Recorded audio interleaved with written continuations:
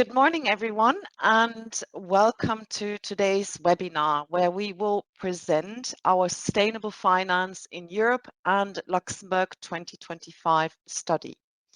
We've had over 400 registrations for this session, which really highlights just how important this topic has become. Sustainable finance is no longer niche. It's now a strategic priority and a key driver of economic transformation, not only across Europe, but globally. In today's session, we'll walk you through the current landscape at the global, European and Luxembourg levels, covering both public and private market funds. Now, you might be wondering what led us to conduct the study. So let me briefly share a few of the main drivers behind it. First, we have the regulatory and political landscape, which is evolving rapidly. We're seeing significant developments from the European Commission's Omnibus Simplification Package to the proposed SFDR 2.0, alongside increasing supervisory expectations. Second, climate and nature-related risks continue to intensify. This makes it more important than ever to rely on robust, credible data to properly assess and manage these challenges. Third, market expectations are shifting quickly. Investors are looking for clearer, more reliable insights to help them navigate what is becoming an increasingly complex environment. And finally, Luxembourg has a key role to play. As a leading hub for sustainable finance across both public and private market funds, it is well positioned to drive progress and help shape the future of the industry. Now, let me also put this study briefly into context. This is something that did not appear overnight. It builds on several years of work. Since 2022, the LSFI and PwC have been developing a fact-based view of sustainable finance trends, with each edition expanding the scope and depth of the analysis. At the same time, ALFI has been contributing with its European Sustainable Investment Fund study since 2021, bringing a detailed perspective on the European fund landscape.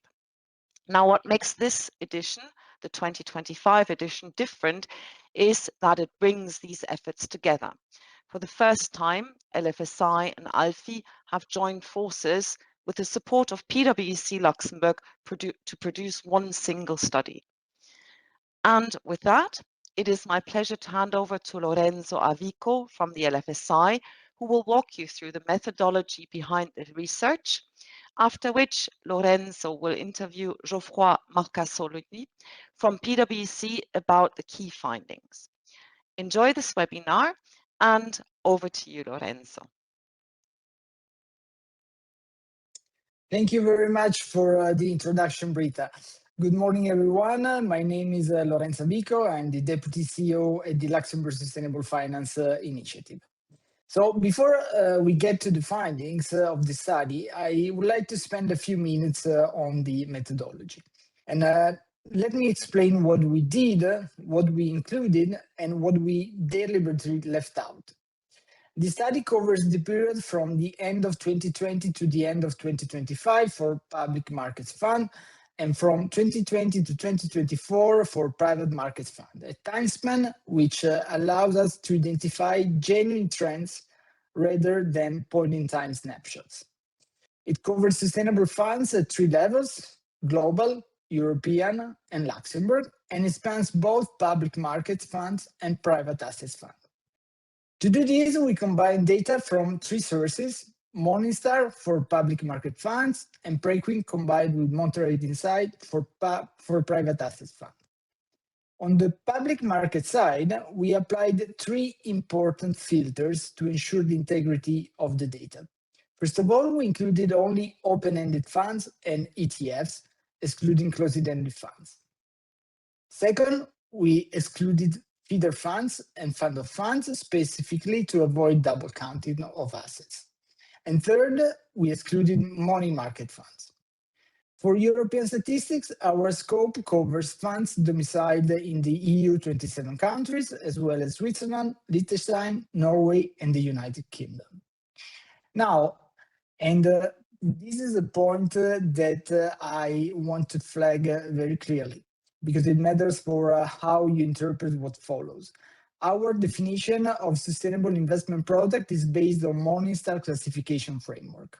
And under this definition, a fund is only considered sustainable if sustainability, impact, or ESG factors are described as a primary focus in the fund's prospectus or other regulatory documents.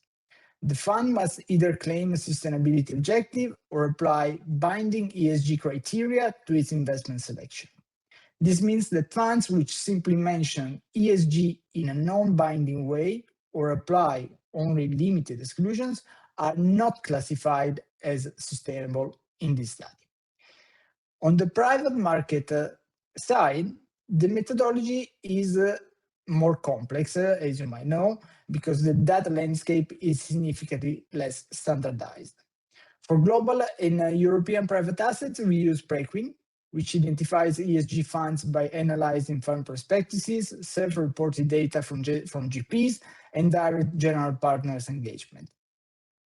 For Luxembourg specifically, we use Monterey Insights as our baseline, and we manually screened approximately 8,500 private asset funds domiciled in Luxembourg, which is a significant analytical undertaking, and for this I want to acknowledge the work that went into it. We screened all funds disclosing under Article 8 and Article 9 of the SFDR, as well as funds that were reclassified to Article 6 in 2024, having previously disclosed under Article 8 or 9. With that foundation in place, let's now turn to what the data actually tells us. And for this, I'm delighted to have here today Geoffroy Marchesoli, partner at PwC Luxembourg, to walk you through the key findings of our joint study, Sustainable Finance in Europe and Luxembourg 2025. Rather than a traditional presentation, we thought we'd do this as a conversation. Due to time constraints, we won't have time for a Q&A session, but we have collected some questions from registered participants, and therefore we'll be able to answer to a couple of them. So let's dive straight in, Geoffroy. This study arrives at the time of significant EU regulatory change, escalating geopolitical tensions, and increasing macroeconomic volatility. Against this backdrop, what does data tell us about the trajectory of sustainable public market funds globally since 2020, Geoffroy? Thank you, Lorenzo, for the question, and good morning, everyone. I think indeed the study came at a very interesting time, and what we can see from the evolution of public market funds from 20 to 2025, where there have been, if you look back, a number of geopolitical shocks, which started in 2020 with the outbreak of COVID-19, followed by, in March 2022, the invasion of Ukraine by Russia. And then since 2023, the rising tension in the Middle East. Despite all of these shocks, sustainable public market funds have shown a remarkable resilience and have continued to grow steadily rather than retreat during this period. If you look at the figures at the global level, the sustainable public market funds have more than doubled since 2020, and they have grown also faster than what we classified in this study as the conventional funds. Just to put this into perspective, sustainable public market funds grew at a compound annual growth rate of 12.5% during the period, compared to 8.7% for their conventional counterparts, which demonstrate that the growth of sustainable public market funds is not solely driven by an overall increase of asset under management, but by deliberate increased allocation to sustainable public market funds by institutional and retail investors across the globe. Thank you very much, Geoffroy. So, as you say, the global picture is one of continued growth despite the headwinds. But we know that this growth is not evenly distributed. And Europe clearly stands out as the global leader in sustainable investing. Can you walk us through the key figures and tell us what happened in 2025 that marks a break for the trend we have seen in previous years? First, if you look at the chart, which is on the right, on the previous slide, what I think was interesting is to see that indeed Europe is by far the leader in sustainable public market funds, with close to 20% of its assets under management, which are allocated to sustainable public market funds, compared to very much lower figures in other parts of the world, the highest percentage being 2.5% for APAC. I think in Europe, this growth was, whether we agree or not on all of the concept of SFDR, but was largely driven by the introduction of SFDR in 2021. And if you move to the next slide, you will see, the figures in more detail, which has pushed more transparency and an uptake, into sustainable products across the markets. Indeed, 2024 and 2025 marked breaks, in global trends. What we see is that the US saw a slowdown driven by, and I'm going to say it nicely, shifting political priorities, and also, a growing anti-ESG sentiment. While in Europe, sustainable finance and the allocation to sustainable public market funds continue to expand, which demonstrated a certain divergence between the trends at European versus the other level. A region which, in my view, Lorenzo, will be interesting to watch over time as we will continue to work on this study is APAC. We saw earlier that the allocation or the proportion of sustainable public market funds in APAC was only 2.5% at the moment. But what we see is growing, regulatory interest and also market developments, which in my view will lead to a growth of APAC as probably the second region for sustainable public and sustainable private market funds over time. Great, thanks a lot, Geoffroy. So that's a very telling picture for Europe, which is the leader in sustainable finance globally. Now, for many of people joining today, the key question may be, where does Luxembourg stand in all of these? And what are the headline numbers that confirm Luxembourg's position in the European sustainable public market fund landscape? And did you find anything that sets Luxembourg apart from the broader European trend in 2025?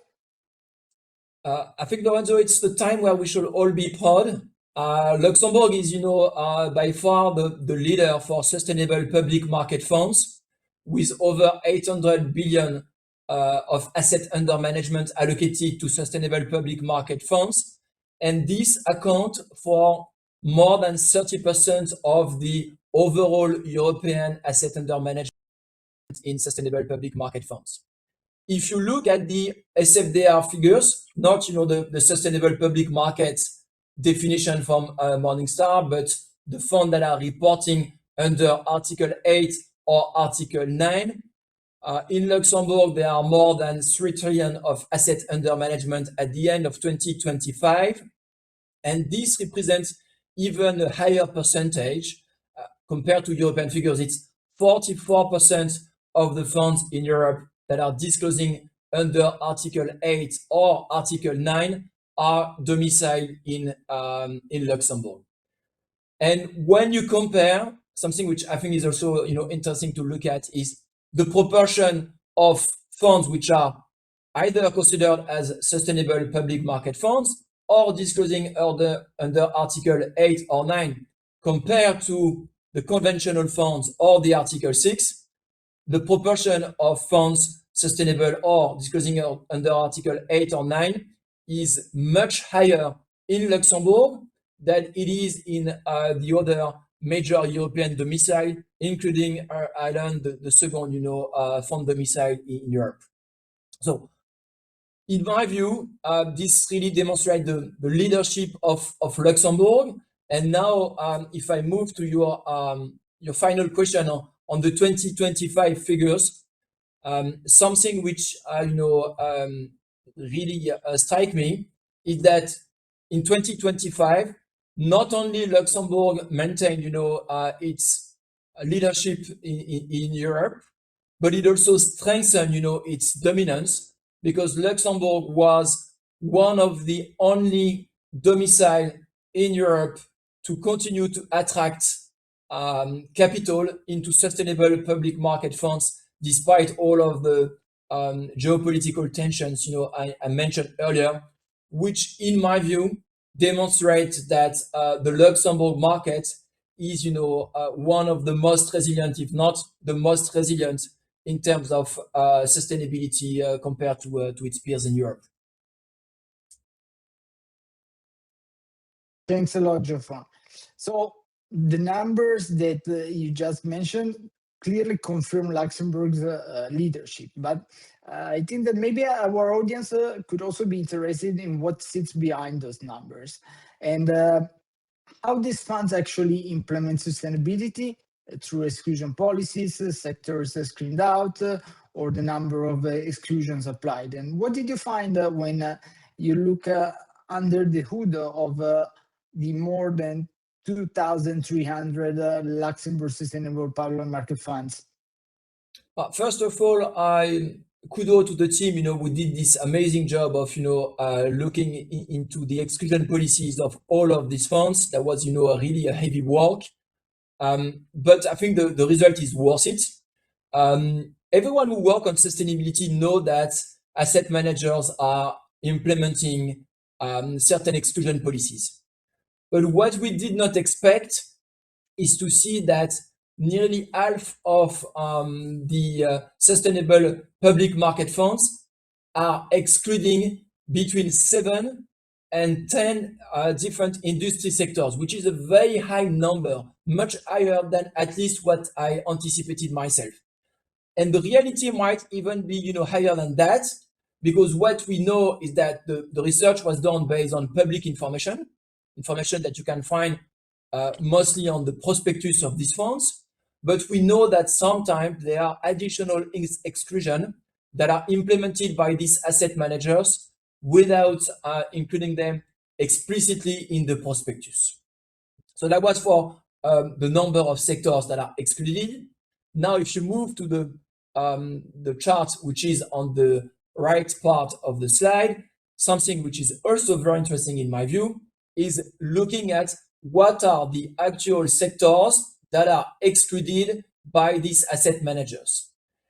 And there is no surprise, according to me, because what we see is that the sectors which are the most frequently excluded are the sectors which are also included in the exclusion from the Paris-aligned benchmark and the climate transition benchmark.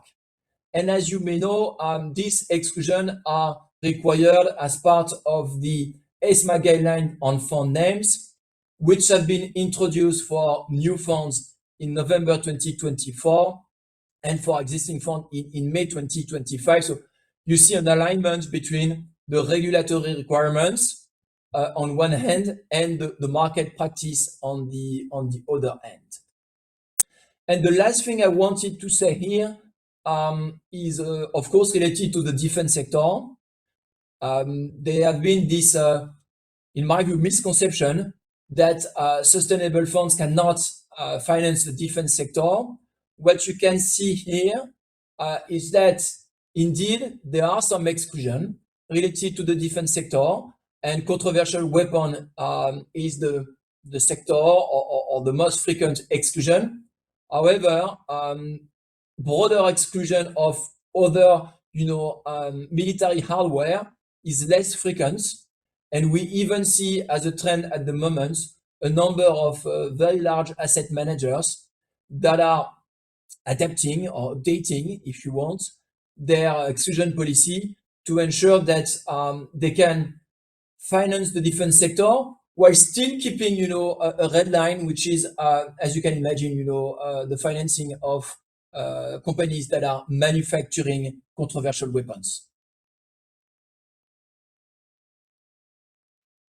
Many thanks, Geoffroy. So I think that we have had a very comprehensive view of what happened for public market funds. You already also touched the SFDR lens. So I think that we can move to a part of the study which makes the study itself unique, and is the fact of covering private markets. And here I think the numbers are quite remarkable. In fact, the private market chapter is perhaps the most eye-opening part of the study. Can you share with us the key figures on sustainable private market funds in Luxembourg in terms of size, growth, and how they compare to the rest of Europe? Yeah, sure, and fully agree with you. That part is probably one of the most interesting part of the survey. If you remember what I said earlier, I said that 800 billion of assets under management are invested in Luxembourg in sustainable public market funds. Now, if we mention the number in sustainable private market funds, that number at the end of 2024, not at the end of 2025, at the end of 2024 is already 855 billion of assets under management, which shows that by now, the proportion or the number of assets under management allocated to sustainable private market funds in Luxembourg exceeded the proportion of assets under management allocated to sustainable public market funds. During the period from 2020 to 2024, and if you can move to the next slide, please. What we can see is that sustainable private market funds grew at a very impressive compound annual growth rate, and you can see it on the slide, of 45.6%. And something which is even more impressive outside of this amazing growth is that Luxembourg alone represents 77% of the overall European assets under management in sustainable private market funds. And Luxembourg is dominating across all asset classes. So across private equity, private debt, infrastructure, and of course, real estate. And I think we should all be very proud of this. And if you ask me, what is the secret sauce of Luxembourg? I think one of the most critical elements, in addition to having the right vehicles to accommodate these strategies, is also the depth and the expertise of the industry. It all starts with a regulator that understands this product. And then, it's the whole ecosystem from the law firms, the administrator, the depository bank, the third-party IFMs. I need to mention the auditors as well. And all of this, supported by industry associations like ALFI and of course, initiatives like LSFI, have allowed Luxembourg to take, that dominating position. And I couldn't agree more on the importance of the ecosystem here in Luxembourg. The numbers that you talked about are really striking. Let's go one level deeper into the composition of these private market funds. Could you please break down how sustainable private market funds in Luxembourg are distributed and what the rapid growth of infrastructure tells us about the role of private capital in financing the energy transition? Well, first, it's important to bear in mind that we have seen an impressive growth across all asset classes, real estate, private debt, infrastructure, and private equity. But it's also true to say that there are two asset classes which outperform the others. And these two asset classes are infrastructure and private equity. And during the period from 2024, they both grew at a compound annual growth rate of over 50%. Now, there are a number of explanations as to why real estate or private debt are slightly lagging behind. First, if we focus on real estate was, the most mature asset class in terms of sustainability in 2020 compared to the other asset classes. And the growth of real estate has been impacted as a result of the rising inflation, which started in 2022. And now, if we focus on private debt, while we see, a number of sustainable products that, in private debt, there are obviously, some further challenges to implement sustainability strategies within private debt. Now, back to your final question with regards to the growth of infrastructure and more particularly, renewable and energy transition. As you can see, from the slide, energy transition is now, the second, largest strategy in Luxembourg in terms of asset under management, and grew at a very, impressive pace. I think this is the result of a number of factors. The first one, obviously, is the objective of the EU Commission to decarbonize its economy. But the second one that should not be underestimated, and I mentioned earlier, the various shocks that we experienced during the period from 2020 to 2025. But Europe was, as a continent, and unfortunately still is to a certain extent, one of the part of the world that was, the most dependent on fossil fuel imported from other parts of the world. And the rising energy costs starting in 2022 led to a shift of priorities from both governments and asset owners into renewable. I think that really serve as an eye-opening, and everyone realized that we cannot be as dependent as we were from other parts of the world, and that's where we have seen the acceleration of the asset allocation into energy transition.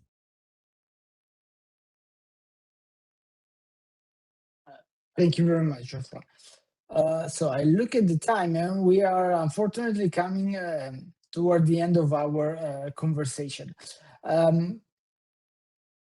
When you step back and look at the full picture, taking into account public and private markets combined, what is the overarching message of this study for asset managers, investors, and policymakers? First of all, I think the full pictures shows that the sustainability market overall, and when I say overall, I mean globally, but particularly in Europe, showed a strong resilience despite geopolitical shocks and market volatility. And what we see is that despite what we can sometimes read in the press, there is still a strong appetite for investors, both institutional but also retail, to allocate capital, into sustainable products. If we focus again on Europe, we can expect that the transition to SFDR 2.0, which is around the corner or almost around the corner, will be a positive turning point with a new framework that will be clearer, that will allow better comparability, and potentially be also more credible, we expect further allocation to sustainable products. Yet the number of asset under management allocated to the new categories may be lower than the approximately 50% of asset under management that are disclosing under Article 8 or 9 currently, but that will be with higher ambition and more alignment probably with the Morningstar definition. When you take all of that into account, I think we should be extremely optimistic. And I think the recent shocks serve as a wake-up call for a number of countries which understand that sustainability is also about resilience and it's also about sovereignty. And I mentioned 3 geopolitical shocks earlier: the COVID outbreak, the invasion of Ukraine, and the tension in the Middle East. And if you think of sovereignty, the first one showed us that we need to be less dependent on the supply chain from other countries if we want to protect our citizens. The second demonstrated that we need to be more or less dependent on our defense and our energy. And of course, the third one is again, if not already done, showing that we need more dependency on the energy supply in general. Many thanks, Geoffroy.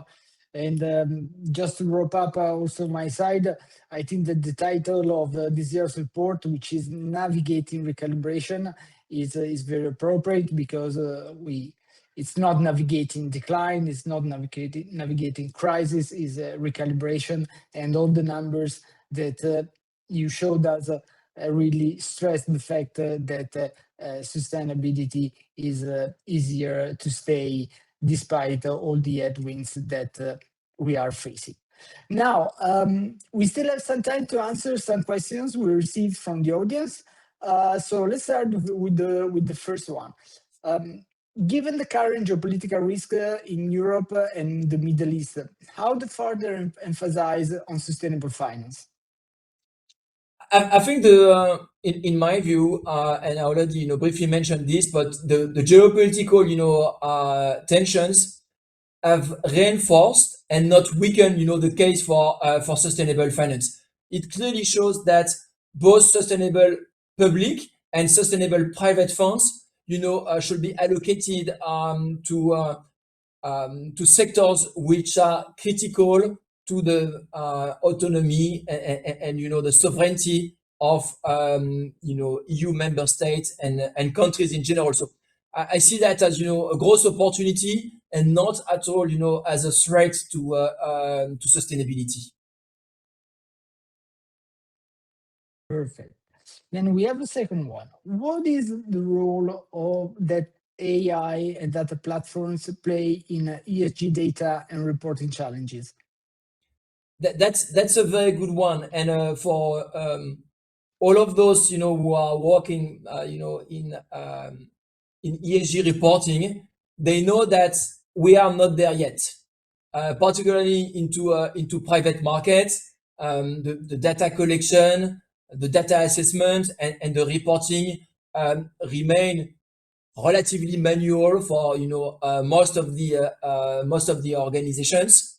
However, it is clear that AI will probably help us in the future to address the data gaps that will remain, particularly as a result of the reduced scope of CSRD, and will also help us in ensuring that sustainability reporting can be prepared as quickly as a financial reporting with the same level of credibility and trust in the report, which I think is, in my view, instrumental if we want to ensure that over time investors continue to allocate capital into sustainable products.